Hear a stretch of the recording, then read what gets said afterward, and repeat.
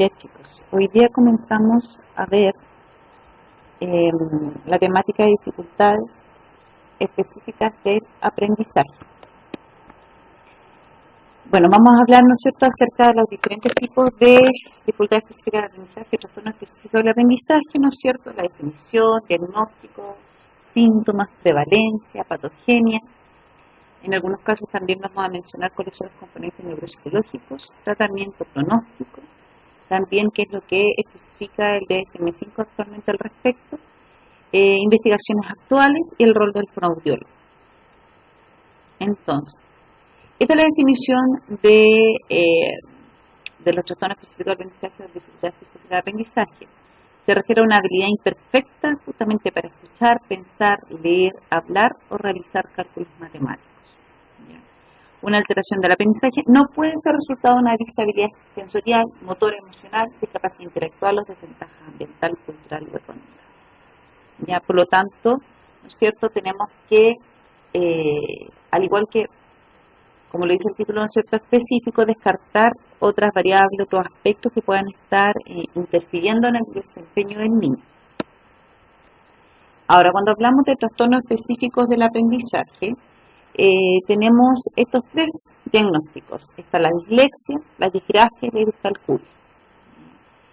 Se vuelve a recalcar, ¿no es cierto?, que debemos descartar la presencia de algunas otras alteraciones y también es muy probable encontrarnos con comorbilidad, es decir, la coexistencia en un mismo individuo de dos o más enfermedades o trastornos, que en este caso es muy frecuente encontrar, ¿no es cierto?, un niño con dislexia, discalculia o alguna combinación entre dos o más de los diagnósticos que acá tenemos, ¿ya? Entonces, vamos a partir hablando de la dislexia, que es sinónimo justamente de trastorno del aprendizaje de la lectura y se caracteriza por tener una incapacidad para aprender justamente a leer, teniendo una escolaridad adecuada e indemnidad intelectual o cognitiva, así como también sensorial y neurológica.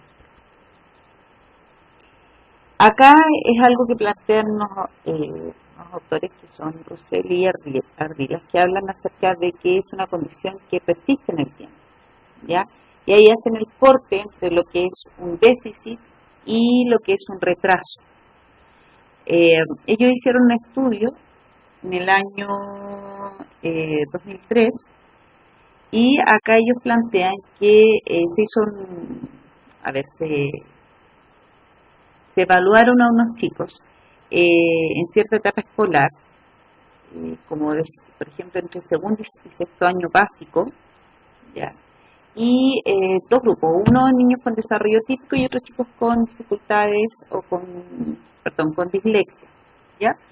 Y lo volvieron a evaluar 2 años después.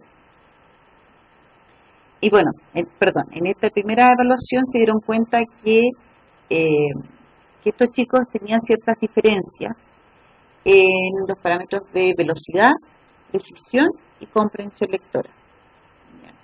Lo evaluaron 2 años después y no solamente se mantenían estas diferencias entre los niños, sino que los niños que tenían dislexia, además aún no alcanzaban las puntuaciones que obtuvieron los niños del grupo control o con desarrollo típico que habían obtenido hace 2 años atrás. Por lo tanto, ahí ellos decían que se hacía la distinción que efectivamente en este caso era un déficit, ¿ya? No es que los chicos después de pasado cierto periodo de tiempo alcanzaron un desarrollo típico dentro de lo normal o dentro de lo esperado. Ahora, de acuerdo a lo que plantea la Asociación Internacional de la Dislexia, habla de que es un trastorno de origen neurobiológico, ¿ya? Las características, dificultad de la precisión y o fluidez en el reconocimiento de las palabras, pobres habilidades ortográficas y de decodificación. Acá también se enfoca mucho en que es el resultado de un déficit a nivel fonológico del lenguaje y también habla de cuáles son las consecuencias secundarias que podríamos encontrar como son los problemas de la comprensión lectora y una experiencia de la lectura reducida. Y esto provocaría justamente un desarrollo limitado a nivel de vocabulario y el manejo de información, que son justamente las vías que un niño ya ingresando en la etapa escolar, ¿no es cierto?, utiliza para enriquecer sus conocimientos y en este caso, ¿no es cierto?, en cuanto al lenguaje y las etapas posteriores. En cuanto al diagnóstico, el cuadro clínico y los síntomas, vamos a encontrar un déficit notable en el desarrollo de habilidades para reconocer la palabra escrita, también dificultad para comprender lo que se está leyendo, una lectura lenta que impide seguir el ritmo normal de los niños de su edad. Mientras están leyendo suelen omitir palabras o distorsionan la pronunciación, por lo tanto puede resultar ininteligible cuando el niño está leyendo. También pueden sustituir palabras que aparecen en el texto por otras que no tienen relación alguna. Disminución de la capacidad para sintetizar, confunden letras, ahí aparecen algunos ejemplos de los más clásicos. Bajo rendimiento en las pruebas de lectura aplicadas de forma individual. Esto claramente va a interferir en su aprendizaje y en su vida cotidiana. Y debemos descartar la presencia de cualquier otra alteración. Diagnóstico diferencial. Tenemos que descartar discapacidad intelectual, una escolaridad insuficiente, también déficits sensoriales, también obviamente alteraciones a nivel neurológico. En cuanto a la prevalencia, acá, bueno, ahí los autores plantean que se hacen distinciones o diferencias dependiendo de las características de cada lengua y del sistema ortográfico asociado a ella. Entonces, acá dice que se plantea que en relación a la población hispanohablante, se estima que la prevalencia debería ser menor a lo que se reporta en relación a otras lenguas y sistemas ortográficos, ya que lo que se dice es que en el fondo el español, ¿no es cierto?, sería una lengua bastante transparente, simple y regular. Tiene ciertas diferencias y ciertas cosas puntuales que debemos considerar, pero son las menos.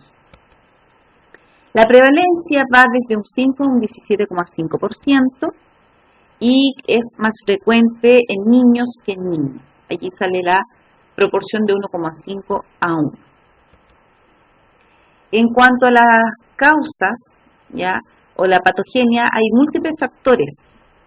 Por una parte, se habla de los trastornos, que puede haber un trastorno de la percepción visual o del significado de las palabras. También un factor importante a considerar, un factor de riesgo, es la historia familiar. Por otra parte, también algunos autores plantean que tiene que ver con alteraciones en la maduración del lenguaje. En cuanto a, también está la posibilidad de que sea secuela de daños tempranos a nivel nervioso, por ejemplo, hay niños que han presentado epilepsia, pero que no hay alguna evidencia por medio de exámenes neurológicos, sino que este sería como una de las sintomatologías que quedaría en los niños. Acá también es importante o cobra importancia lo que es la organización espacio-temporal y la dominancia lateral. Ahora, en cuanto a la organización del espacio y tiempo, tenemos que considerar que no solamente las dislexias es importante, pero en general ambos conceptos son básicos para comprender o para aprender en general. Por lo tanto, son dos conceptos bastante fundamentales dentro de los procesos de enseñanza-aprendizaje. Y, por ejemplo, tenemos que la orientación espacial depende del proceso de lateralización y del desarrollo psicomotor. Y por otra parte, juega un rol muy importante en el desarrollo de la lectoescritura, porque tanto las actividades de lectura como la de escritura se encuentran justamente insertas en una direccionalidad muy específica, entonces nosotros sabemos que cuando leemos Y cuando escribimos, la direccionalidad que seguimos es de izquierda a derecha. Y esta direccionalidad, ¿no es cierto?, es más favorable para los sujetos que son diestros. En cambio, suele ser provocar ciertas incomodidades para las personas zurdas. Ahora, lo otro es que tenemos que considerar es que cuando la direccionalidad no está clara, solemos ver ciertas consecuencias, ¿no es cierto?, al momento de que un niño escriba. Suele producirse ciertas inversiones en la lectura o rotaciones de las letras. Y ahí es donde aparecían, por ejemplo, los ejemplos que veíamos, por ejemplo, de la D y la D en el manuscrito, ambas, la P y la Q. ¿Ya? Eso como algunos ejemplos. Y por otra parte, el tema de la temporalidad también es fundamental para la comprensión lectora, ya que esto le permite a un sujeto seguir la secuencia de lo que está leyendo y facilitar la comprensión. En cuanto a la dominancia lateral, también allí se plantea que hay algunas dificultades, sobre todo para los chicos que tienen una lateralidad cruzada, ya que la forma en que ingresaría la información, por ejemplo, un chico que en donde ingresa la información, un chico que tiene supongamos, porque la lateralidad se divide desde la dominancia ojo-oído y mano y pie. Pero un chico que sea, por ejemplo, de dominancia, por ejemplo, zurdo, del lado izquierdo, de oído y de ojo, por ejemplo, él va a leer y va a dominar, ¿no es cierto?, la información que ingresa por ese lado, ¿no es cierto?, va a ser procesado por el hemisferio derecho, que es justamente en donde no está la dominancia del procesamiento del lenguaje. Entonces, y después, claro, justamente él debería escribir con la mano, y él escribiría con la mano derecha, en este caso, ¿no es cierto? Pero lo que dicen acá, por una parte, es que se dificulta el procesamiento de la información lingüística, en este caso, y por otra parte, cuando el chico va a ejecutar, que eso vamos a ver más adelante, la disgrafia, ¿no es cierto?, también tendría dificultades para reproducir lo que está leyendo.